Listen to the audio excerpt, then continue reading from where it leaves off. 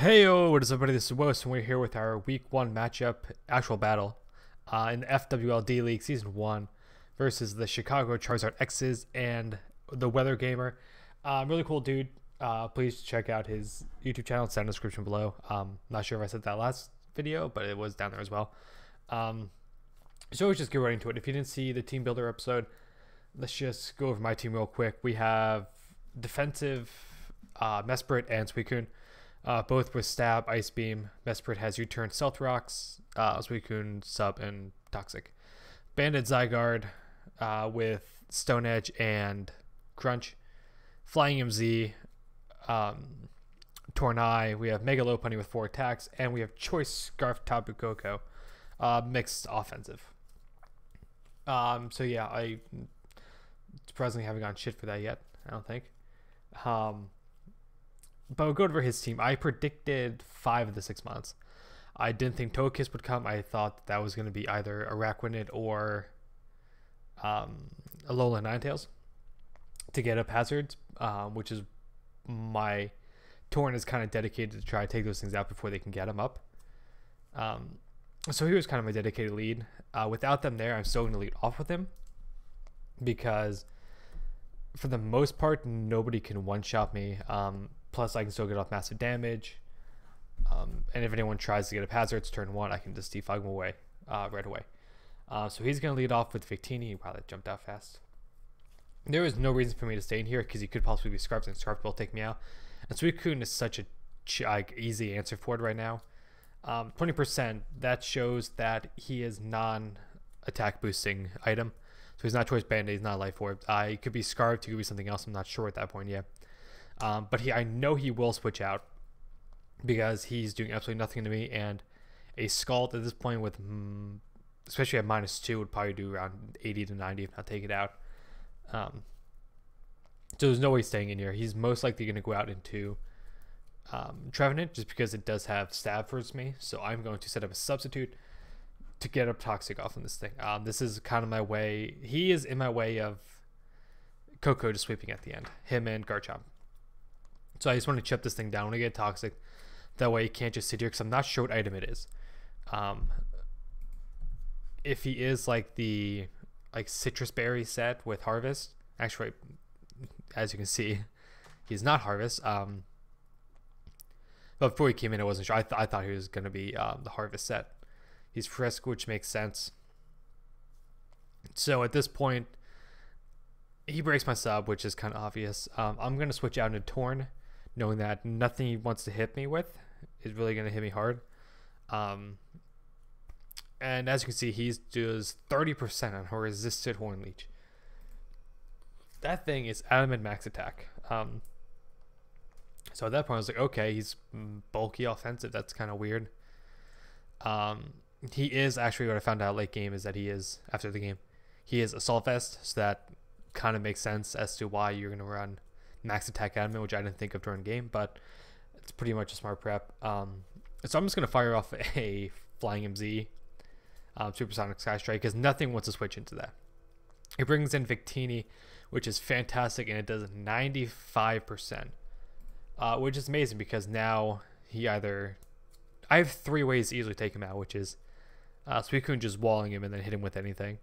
E-Speed on Zygarde, Scarf Koko, or Fake Out. So this thing is pretty much useless at this point, which is fantastic. I'm going to switch straight into Zygarde here. I was expecting him to at least go for an attack, maybe a Bolt Strike or Thunder, which is why I brought him in. I knew he wasn't going to go for Glaciate, so I was very comfortable with going into Zygarde. He actually makes a double back out of Togekiss, which is pretty smart because it's kind of a really good middle of the ground play.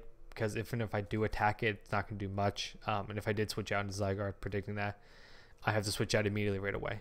Sadly, I cannot Oko with Stone Edge, even though it was Banded Adamant. So he's just going to fire off a Dazzling Gleam. That just makes sense. I believe I'm just going to fire off a Ice Beam because I have no reason to not to. It hits 4 of the 5 mons for super effective damage, and it kills one of the other ones. So... I kind of predicted him to go for U-turn there. That's why I stayed. Not stayed in. I was definitely going to stay in. But if I would have thought he would had knockoff, I definitely would have gone for Scald for the potential burn. A little bit of a mistake on my part there because this thing is a threat to me. Because it outspeeds everything minus the Coco, which I can't switch into it. So he's just going to go for a U-turn here after an Ice Beam. So this thing is at half damage, which is actually really good. Because at this point, E-Speed and Fake Out both take it out very easily and also a Thunderbolt from Coco. So this thing getting chipped down is actually really good for me because I have priority to take it out very, very easily at this point. And I don't need to have rocks up, really. So he's going to switch on Man Buzz. Like I said, he's going to be taking a super effective Ice Beam no matter what he switched in, or just sacking off Victini. So I'm going to fire off another one now. This thing is at 45%. And after the Brave Bird, which is kind of smart, it's going to be at 42. So this is most likely his check into Mega Lopunny, because it does like 25%. Not even, I think it was like 23% on a return or an Ice Punch. And he is now in range of a 2-hit shotting it. So he can't switch in and take another hit with Mandibuzz, which is amazing. Because at that point, he really has, like, nothing wants to take a hit after that. I'm going to go to Tapu Koko here. There's no reason not to. I'm making him switch out and U-turning to give me momentum, to see what he wants to go into. Like, if I would have gone into Zygarde, he could have eaten a hit, or gone straight on to Togekiss, or just sacked off Victini and then had momentum himself. Same with Mesprit, like this play right here just makes him, he's forced to switch out, or else Mandibuzz is going down. I know he's going to want to keep that thing around a little bit longer. Plus, I know Trevenant is dedicated to switch in, and he frisks the Scarf, which I now know that he knows I'm Scarfed. So that Garchomp is going to be in the back pretty much the entire game. For the fact that he hasn't brought it out yet, I also now think that it's Choice Scarf, and that Victini is something else. Maybe E-Belt or a Ground Berry, Sugar Berry possibly. Yeah, not sure what that is, but I know I'm pretty positive Garchomp is Scarfed at this point, knowing that it hasn't even come out once. And I've had like, there have been times where you could have brought it out to get up Stealth Rock, seeing how much I'm switching. So I'm going to U-turn now. I'm going to go right into Lopunny, knowing that I can easily take this thing out.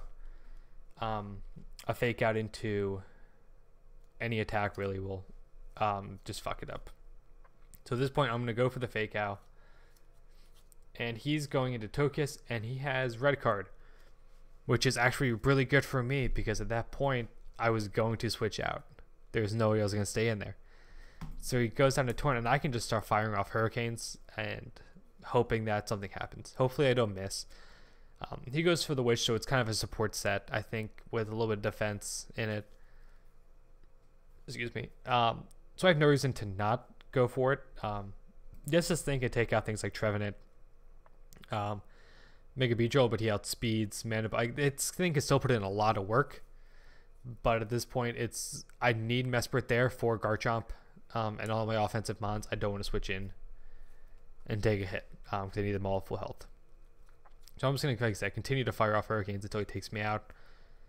Just not letting him be at a medium or at like mid to high HP volume. Like, I need, as long as this thing stays low, I'm completely fine. And I just go straight on to make a Lopunny. Now at this point, it's very easy Fake Out, but there's no reason to at this point. He's gonna try to switch it. He's either gonna stay in or switch out to Mandibuzz. Because if I Fake Out and then Ice Punch, he can roost up and be even more annoying. Or I can just fire off an Ice Punch right now and kill either one of them when they come in. So it's doing 31%.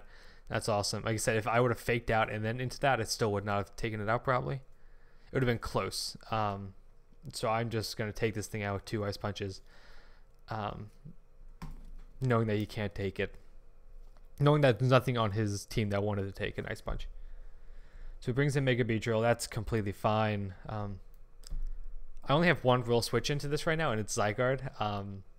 Yes, this thing is offensive and banded, but at this point, Mesprit needs to be healthy, and I need Coco and Lopunny to win late game. So I have two options here with this play. I can either go for E-Speed, take this thing out, or I can predict the very easy switch out at that point into Trevenant, knowing that E-Speed is, immune. So I figured he would just kind of switch out knowing he needs this thing to win. And I predict him to go out into Trevenant. So actually, that was my last, sorry.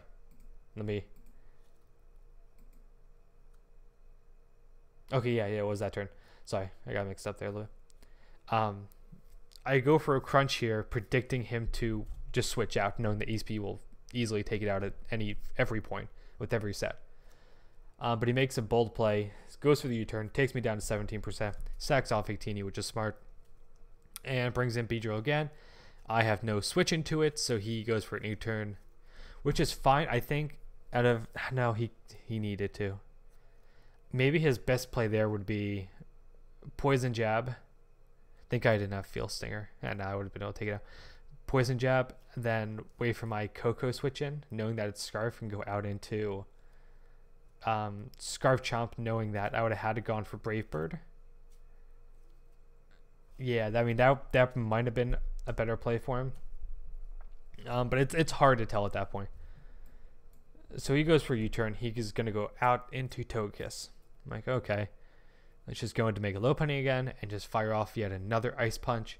And he predicts the fake out again, and Garchomp goes down. It was Scarf Chomp, by the way, which is fucking awesome. At that point,